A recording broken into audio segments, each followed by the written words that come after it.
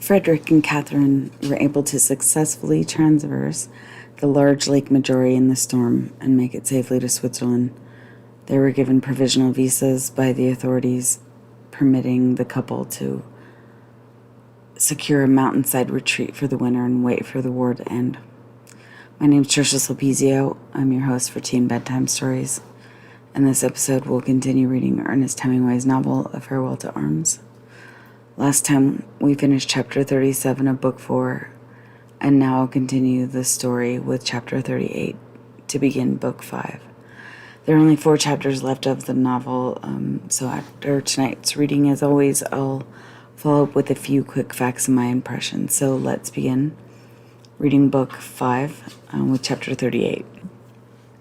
That fall, the snow came very late. We lived in a brown wooden house in the pine trees on the side of the mountain, and at night there was a frost, so that there was thin ice over the water in the 2 pitchers on the dresser in the morning. Mrs. Goodingen came into the room early in the morning to shut the windows and start a fire in the tall porcelain stove. The pine wood crackled and sparked, and then the fire roared in the stove, and the second time Miss Goodingen came into the room, she brought big chunks of wood for the fire and a pitcher of hot water. When the room was warm, she brought in breakfast. Sitting up in bed eating breakfast, we could see the lake and the mountains across the lake on the French side. There was snow on the tops of the mountains, and the lake was a gray steel blue. Outside in the front of the chalet, a road went up the mountains. The wheel ruts and ridges were iron hard with frost, and the road climbed steadily through the forest and up and around the mountain to where there were meadows and barns and cabins in the meadows at the edge of the woods crossing across the valley. The valley was deep, and there was a stream at the bottom that flowed down into the lake, and when the wind blew across the valley, you could hear the stream in the rocks. Sometimes we went off the road and on the path through the pine forest. The floor of the forest was soft to walk on. The frost did not harden it as it did the road, but we did not mind the hardness of the road because we had nails in the soles and heels of our boots, and the heel nails bit into the frozen ruts, and with nailed boots it was good walking on the road and invigorating, but it was lovely walking in the woods. In front of the house where we lived, the mountain went down steeply to the little plain along the lake, and we sat on the porch of the house in the sun and saw the winding of the road down the mountainside and the terraced vineyards on the side of the lower mountain, the vines all dead now for the winter, and the fields divided by stone walls. And below the vineyards, the houses of the town on the narrow plain along the lake shore. There was an island with 2 trees on the lake, and the trees looked like double sails of a fishing boat. The mountains were sharp and steep on the other side of the lake, and down at the end of the lake was the plain of the Rhone Valley flat, between the 2 ranges of mountains. And up the valley, where the mountains cut it off, was the Dent du Midi. It was a high, snowy mountain, and it dominated the valley, but it was so far away that it did not make a shadow. When the sun was bright, we ate lunch on the porch, but the rest of the time we ate upstairs in a small room with plain wooden walls and a big stove in the corner. We bought books and magazines in the town and a copy of Hoyle, and learned many 2-handed card games. The small room with the stove was our living room. There were 2 comfortable chairs and a table for books and magazines, and we played card on the dining table when it was cleared away. Mr. and Mrs. Goodingen lived downstairs, and we would hear them talking sometimes, and in the evening they were very happy together too. He had been a head waiter, and she had worked as a maid in the same hotel, and they had saved their money to buy this place. They had a son who was studying to be a head waiter. He was at a hotel in Zurich. Downstairs there was a parlor where they sold wine and beer, and sometimes in the evening we would hear carts stop outside on the road and men come up the stairs, go into the parlor to drink wine. There was a box of wood in the hall outside the living room, and I kept up the fire from it. But we did not stay up very late. We went to bed in the dark, and in the big bedroom when I was undressed, I opened the window and saw the night and the cold stars and the pine trees below the window, and then got into bed as fast as I could. It was lovely in bed with the air so cold and clear, and the night outside the window. We slept well, and if I woke in the night, I knew it was from only one cause, and I would shift the feather bed over very softly so that Catherine would not be wakened, and then go back to sleep again, warm with the new lightness of thin covers. The war seemed as far away as the football games of someone else's college, but I knew from the papers that they were still fighting in the mountains because the snow would not come. Sometimes we walked down the mountain to Montreux. There was a path that went down the mountain, but it was steep, and so usually we took the road and walked down on a wide, hard road between fields, and then below between the stone walls of the vineyards, and on down between the houses of the village along the way. There were 3 villages, Chernoux, Montanevin, and the other I forgot. Then along the road we passed an old square building built stone chateau on a ledge of the side of the mountainside with the terraced fields of vines, each vine tied to a stick to hold it up, the vines dry and brown and the earth ready for the snow, and the lake down below flat and gray as steel. The road went down the long grade below the chateau and then turned to the right and went down very steeply and paved with cobbles into Montreux. We did not know anyone in Montreux. We walked along beside the lake and saw the swans and many gulls and terns that flew up when you came close, and screamed while they looked down at the river. Out on the lake there were a flock of grebes, small and dark, and leaving trails in the water when they swam. In the town we walked along the main street and looked in the windows of the shops. There were many big hotels that were closed, but most of the shops were open, and the people were very glad to see us. There was a fine coiffeur's place where Catherine went to have her hair done. The woman who ran it was very cheerful and the only person we knew in Montreux. While Catherine was there, I went up to a beer place and drank dark Munich beer and read the papers. I read the Corriere della Sera and the English and American papers from Paris. All the advertisements were blacked out, supposedly to prevent communication in that way with the enemy. The papers were bad reading. Everything was going very badly. Everywhere I sat back in the corner with a heavy mug of dark beer and opened glazed papered package of pretzels and ate the pretzels for the salty flavor and the good way they made the beer taste, and read about disaster. I thought Catherine would come, but she did not come, so I hung the papers back on the rack, paid for my beer, and went up the street to look for her. The day was cold and dark and wintry, and the stone of the houses looked cold.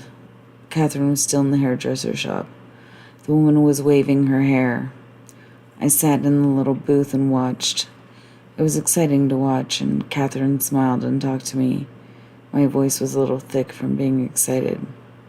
The tongs made a pleasant clicking sound, and I could see Catherine in 3 mirrors, and it was pleasant and warm in the booth.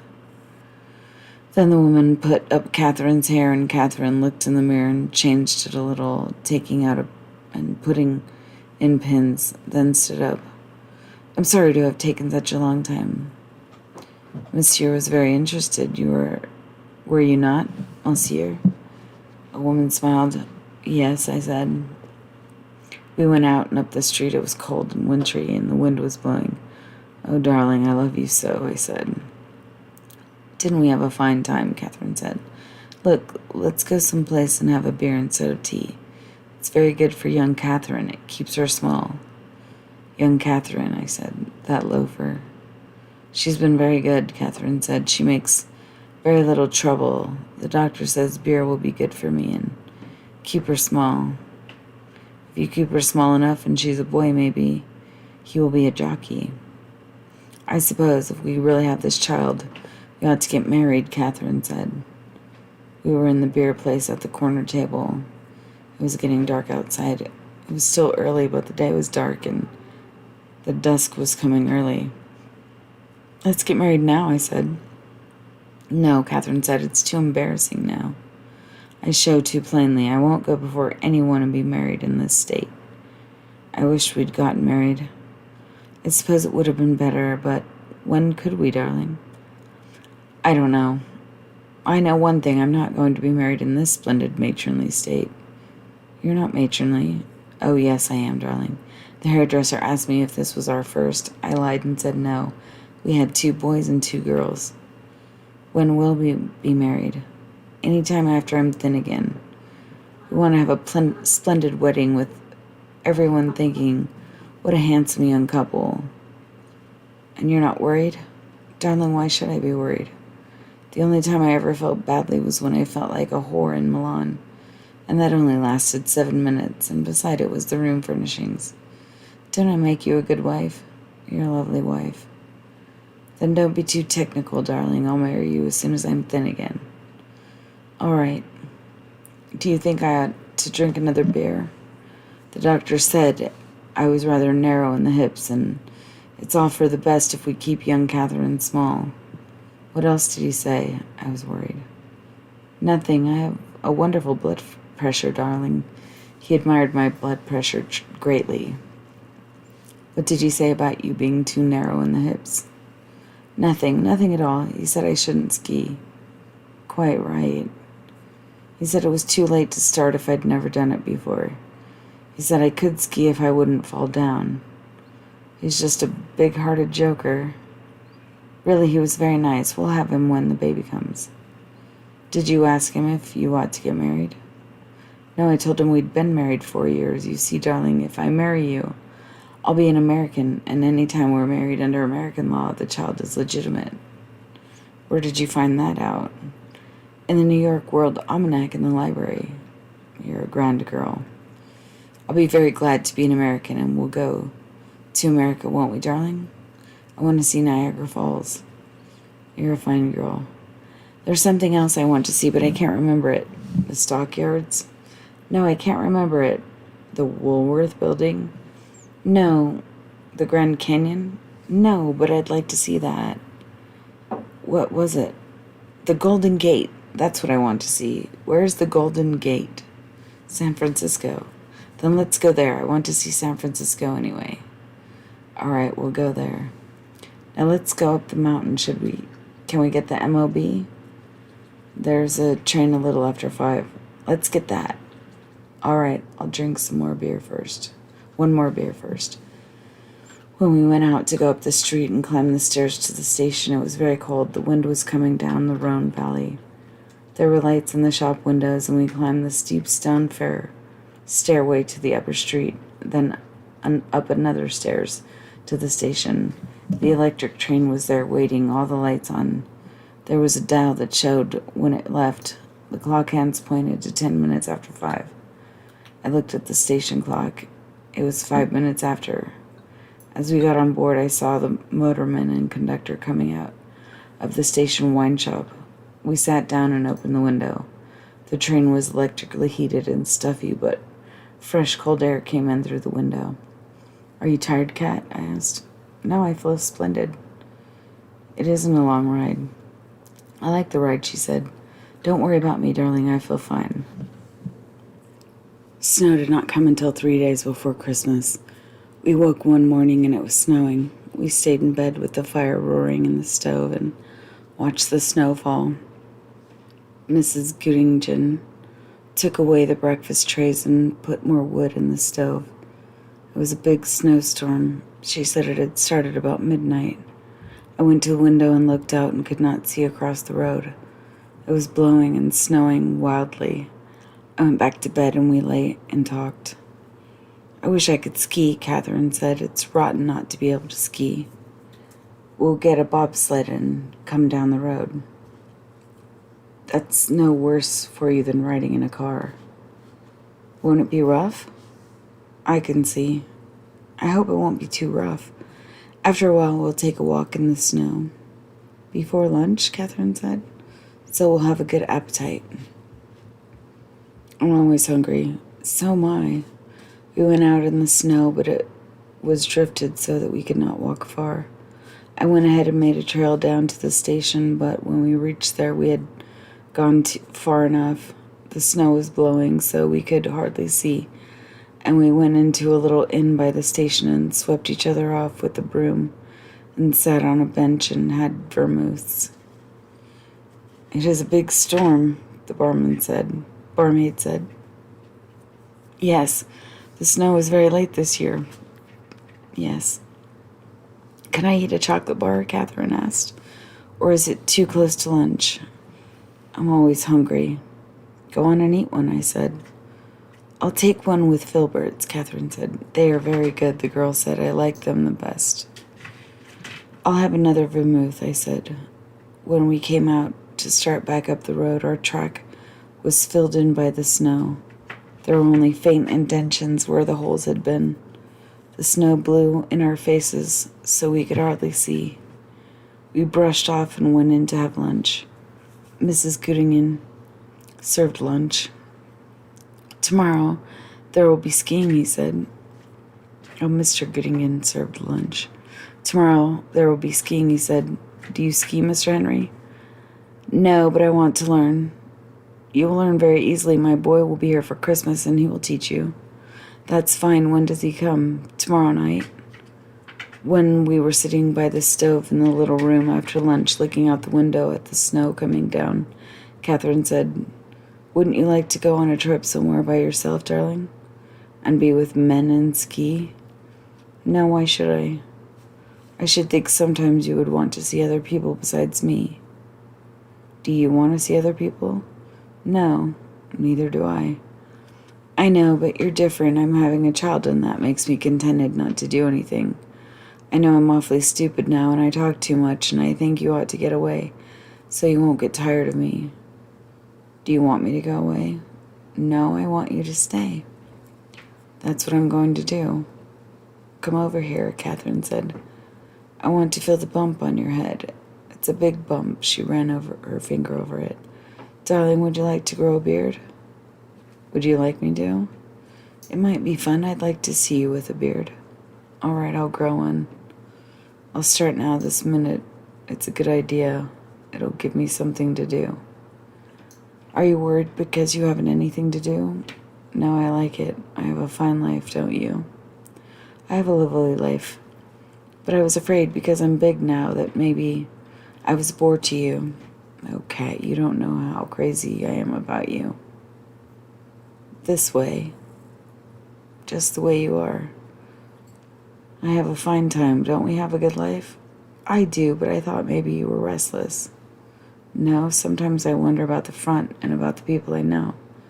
But I don't worry. I don't think about anything much. Who do you wonder about? About Rinaldi, the priest, and lots of people I know. But I don't think about them much. I don't want to think about the war. I'm through with it. What are you thinking about now? Nothing. Yes, you were. Tell me. I was wondering whether Rinaldi had the syphilis. Was that all? Yes. Has he the syphilis? I don't know. I'm glad you haven't. Did you ever have anything like that? I had gonorrhea. I don't want to hear about it. Was it very painful, darling? Very. I wished I'd had it. No, you don't. I do. I wished I'd had it to be like you. I'd wished I'd stayed with all your girls so I could make fun of them to you. That's a pretty picture. It's not a pretty picture, you having gonorrhea. I know it. Look at it snow now. I'd rather look at you. Darling, why don't you let your hair grow? How grow? Just grow a little longer. It's long enough now. No, let it grow a little longer. And I could cut mine and we'd be just alike, only one of us blonde and one of us dark. I wouldn't let you cut yours. It would be fun. I'm tired of it. It's awful nuisance in the bed at night. I like it. Wouldn't you like it short? I might. I like it the way it is. It might be nice short. Then we'd both be like, oh, darling, I want you so much. I want to be you, too. You are. We're the same one. I know it. At night we are. The nights are grand. I want us to be all mixed up. I don't want you to go away. I just said that if you go if you want to, but hurry right back. Why, darling, I don't live at all when I'm not with you. I won't ever go away, I said. I'm no good when you're not there. I haven't any life at all anymore. I want you to have a life. I want you to have a fine life, but we'll have it together, won't we? And now, do you want me to stop growing my beard or let it go on? Go on, grow it. It'll be exciting. Maybe it will be done for New Year's. Now, do you want to play chess? I'd rather play with you. No, let's play chess. And afterward, we'll play... Yes, all right. I got out the chessboard and arranged the pieces. It was still snowing hard outside. One time in the night, I woke up and knew Catherine was awake too. The moon was shining in the window and made shadows on the bed from the bars on the window panes. Are you awake, sweetheart? Yes. Can't you sleep? I just woke up thinking about how I was nearly crazy when I first met you. Do you remember? You were just a little crazy. I'm never that way anymore. I'm grand now. You say grand so sweetly. Say grand. Grand. Oh, you're sweet. And I'm not crazy now. I'm just very, very, very happy. Go on to sleep, I said. All right. Let's go to sleep at exactly the same moment. All right. We did not. I was awake for quite a long time, thinking about things and watching Catherine sleeping, the moonlight on her face. Then I went to sleep too. And that concludes chapter 38 of book 5. Remember, there are only a few chapters left in the novel, but I will read you some quick facts and then give you my impressions. So Lake Geneva, I'm certain where they are, even though he didn't say the name Lake Geneva, but it is the lake that Montrose sits on. It's kind of an eyebrow-shaped lake that is on the border between France and Switzerland. And it runs like east and west. And so Montrose on the eastern side and Geneva, the city of Geneva, is on the western bank of the lake. But the Rhone Valley is France, because the border between France and Switzerland runs right there, and the Rhone Valley is on the other side of the border. In France, it's the lowlands at the basin of the Western Alpine Mountains. And Dent du Midi is a prominent mountain in western Switzerland. It's near the French border. And it has these, like, tooth-like peaks.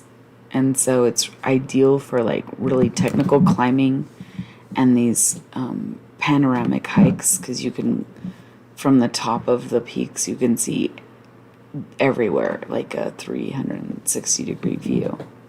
It looks really beautiful. Obviously, I've never been there, but it sounds gorge. And it looks pretty from the pictures. Hoyle is interesting. If you ever play cards, you might recognize the name Hoyle, Hoyle, because a lot of card decks have the name printed on the front. They're made by Hoyle. But it's a book of rules and instructions for indoor games, especially card games. And it was compiled by Edmund Hoyle, originally in 1672, or is when he was born. I don't remember when the book came out, but it's kind of interesting that we're living in a world that was created hundreds of years ago, and it still hasn't changed. Anyway, in some respects. But he was Edmund Hoyle was the English authority on card games and chess. Zurich is the largest city in Switzerland. It's in the north, and it sits on its own lake of Zurich. It's kind of known as the center of finance and commerce in that area, and it's well known for historic preservation of art and customs of the Swiss people. It's kind of fascinating. Love to visit Zurich someday. Schönex, I think that's how you say it, Schönex, and Fontainebleau are alpine villages north of Montreux. They're renowned for having a slightly milder climate, which would be obviously a respite from the harsh temperatures of those really high elevations of the Alps. The Alps, alpine mountains there have some of the highest peaks of any mountain ranges in the world. But Switzerland is home to a variety of swans, gulls, terns, and grebes, which are different types of waterfowl, with some species being common while others are only seasonal visitors. A grebe is actually a diving and swimming bird. It has like lobed toes and legs that are set really far back on the water so that it can dive and swim with agility. They're kind of cute. They're really weird looking birds, but to me, just because I'm from North America, but I'd love to see them. They look pretty. Anyway, Munich is a city in southeast Germany. The beer that they brew there, when he was talking about Munich beer, they usually brew like a lager, dark or light lagers, and wheat beers. And they take their beer very seriously from what I was reading. They have like an Oktoberfest every year in Munich, and only 6 brewers are allowed to feature their product at their Oktoberfest because they're considered authentic Munich beers. So I guess it's like a thing if you get your beer from the right place. I wonder if it makes a difference. The water or whatever's in the air, if it makes a difference in the grain or the taste of the beer. I don't know. If you know, I'd love to hear. But the Corriere della Sera is an Italian daily newspaper. I think he mentions it early on in the novel as well. But anyway, it's a daily newspaper. It's published in Milan. It has like 250,000 circulation. The last figures were May 23 that I saw. But it's a very, very old paper, which is kind of impressive that it's still around, because it was first published in 1876. And so it's one of the oldest newspapers in Italy, obviously. Niagara Falls, when she says she wants to go there, if you don't know what that is, it's a large waterfall on the Niagara River. It sits on the border between New York State and Canada. And it's supposed to be really pretty there. It's just a big, giant waterfall. And it's a popular honeymoon destination for people in that region of the country. The Woolworth building, the Woolworths were retail stores, but the Woolworth building is still in New York. It's a famous skyscraper designed by Cass Gilbert. It was built in 1913, and until 1931, it was the tallest building in the world. But it was known as a cathedral of commerce. The Grand Canyon is one of the great wonders of the world. It's a gigantic canyon that cuts through the plains in where I live in the Southwest. So it's in parts of, I think, New Mexico, Nevada, Colorado. It's just this big fault scarp in the middle of the continent, basically. And a lot of people go and visit there. It's really pretty. And it's huge. But the Golden Gate, they're not talking about the Golden Gate Bridge because that wasn't built until, I don't think it was finished until 1937 and wasn't started until 1933. And this book was published in 1928. So they're just talking about what they used to refer to as the Strait of the San Francisco Bay. So if you look at San Francisco, there's like the coastland, and then there's this little strait or inlet, and then there's this big bay, and then there's more land. And so it looks like what would have probably been like an ancient city gate. So there's just a small opening to get inside the bay. So that's what they're talking about when they talk about the Golden Gate. But it's just a straight opening to the Pacific Ocean. And when they were talking about catching the MOB, that, if you remember from our last episode, refers to the Montreux Oberlin Bernois, I think that's how you say it, railway. It's the MOB. And was the first electric train. I think it was 1903 or something when it was built, or one of those, 1913. It wasn't very old, and it was really modern technology for that time. Filberts, when she asked for chocolate with filberts are a little round tree nut. They're pretty good. I used to have those when I was a kid. Vermouth is, if you remember, it's one of the dessert teas. It's usually mixed in martinis. That's the only time I've ever had vermouth. But it's like a fortified wine that I guess they drink as a dessert wine of some kind. But those are all the quick facts that I have for this chapter. My impressions, I think it's cute that they spend their time playing cards and board games. I think it's such an underrated social activity. But I think it's kind of put in there to, I don't know, I get the impression when I hear that in a story, people playing board games, that they're just on vacation, don't have a care in the world. Like being at camp or something. I don't know. I wonder if you like board games or what it makes you think of. But Catherine, I think, is my impression of her. She is a contradiction.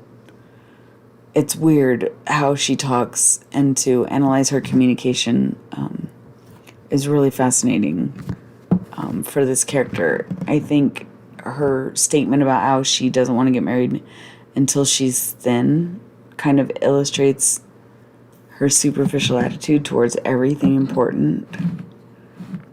And it's weird because she acts like a ditz, but at the same time, she's constantly dictating what they should do or what they will do. She states it like everything is fact in her little sing-songy way. And I don't know, it's weird. And then she changes the subject when she doesn't want to answer a question or doesn't want to get down to brass tacks. I guess that's her coping strategy. And I think Ernest Hemingway, the author, is injecting a lot of his Stoic philosophy through Catherine's character. Stoicism teaches like detachment as a method of processing your emotions.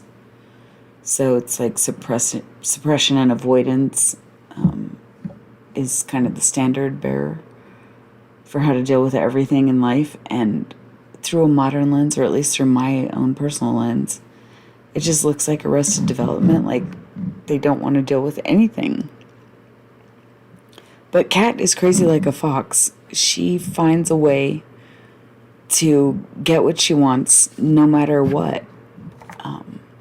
And when it makes her look silly, she just changes the story. It's kind of interesting. And the way she tells Henry about her medical condition, the update on her pregnancy and the precautions that the doctor recommended, she's just so manipulative. I don't know if you can see that, but she comes at everything sideways, never straightforward. She doesn't sit him down and say, hey, look, this is the situation. She just flippantly goes, hey, let's have beer so that we don't have a baby. And then she makes statements like, if we're actually going to have this baby, then maybe we should get married. But then she doesn't want to get married right away. I don't know. She just seems like she doesn't know what the hell she's doing or what she wants. Like she's just playing games, literally and figuratively.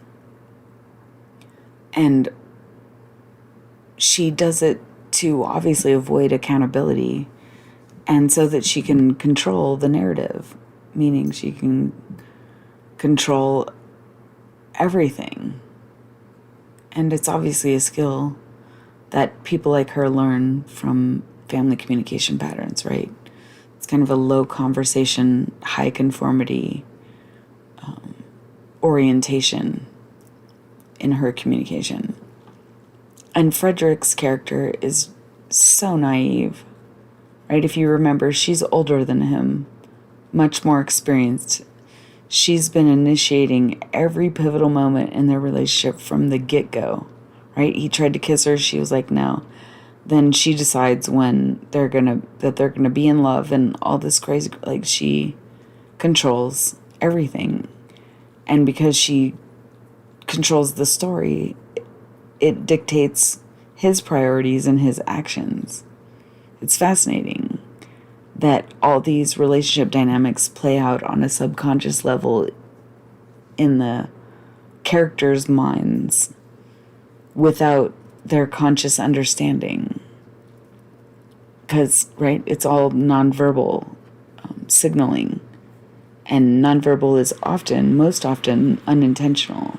And I think Hemingway writes that subtext so beautifully. It's really deep, how he's able to capture these characters and all of their idiosyncrasies. And either he mimics the behavior and communication of real life interactions that he has been a part of, or that he has personally witnessed, or he was just able to recognize these communication patterns and behaviors of this type of person so that he could find a way to create a character with this inner dialogue that he was able to articulate subtextually. I think that's fascinating. Or maybe it's just both. He knew a person like this and he recognized their patterns and he was able to tell their story. It's completely brilliant. I don't know if you agree, but yeah. When Hemingway chose to insert the weird dialogue about the hairstyles matching, I think that was purposeful. It felt a little weird and out of place to me that she had just spent all that time getting her hair done and then was talking about how she wanted to chop it off 10 minutes later or however much longer later. And so that kind of didn't make sense, but I think it was intentional by the author to introduce this psychology and philosophy about gender nonconforming, again in a subtextual way. It's funny because at the time that this was written, there was no real understanding in popular opinion about gender nonconformity. You were just you were born this and you were expected to do that, and this is what made you a man and that's what made you a woman, and the rules around gender were so rigid. And it's just fascinating that he's trying to introduce a conversation that I doubt anyone was having at that time. And in a way, I have to wonder if him starting that conversation or making it public was had a influence on gender studies of today, right? Because in a way, his time of life and his questioning of those things was kind of like the discovery phase of research on gender studies.